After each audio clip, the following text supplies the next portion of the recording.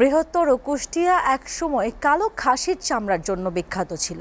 কোরবানির ঈদের অনেক আগেই এখানকার ব্যবসায়ীদের অগ্রিম টাকা দিয়ে রাখতেন ঢাকার ব্যবসায়ীরা। এখন পরিস্থিতি পাল্টে গেছে।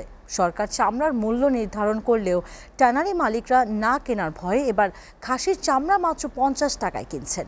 তাও অনেক ব্যবসায়ী চামড়া কেনা বন্ধ করে দিয়েছেন। নূর আলম দুলালের প্রতিবেদন। একসময় কুষ্টিয়ার বাবর আলী রেলগেটের এই চামড়াপট্টি ঈদ আসার আগেই থাকতো জমজমাট, কিন্তু বর্তমানে ঈদ চলে গেলেও এখনো প্রাণ আসেনি চামড়ার বাজারে। গরুর চামড়া মাত্র 300 থেকে 400 টাকা আর খাসির চামড়া 30 থেকে 50 টাকায় কিনছেন ব্যবসায়ীরা।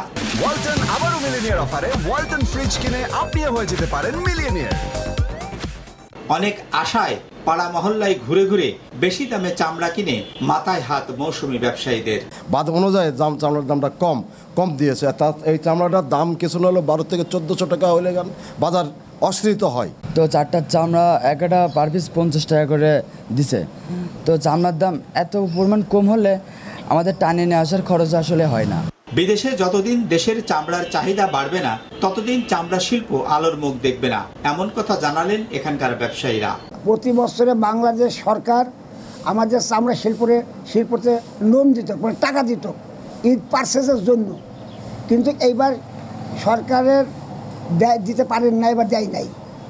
এই কারণে অর্থনৈতিক অবস্থার জন্য কিছুটা কম হয়ে গেছে।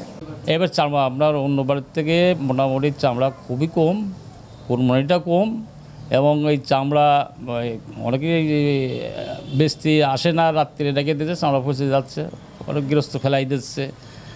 এবছর কুষ্টিয়া সমিতিভুক্ত ব্যবসায়ীদের চামড়া কেনার লক্ষ্যমাত্রা ছিল 90,000। চামড়ার গুণগত মান এবং আর্থিক সংকটের কারণে এ লক্ষ্যমাত্রা পূরণ হচ্ছে না। নূর আলম দুলাল, SATV, কুষ্টিয়া।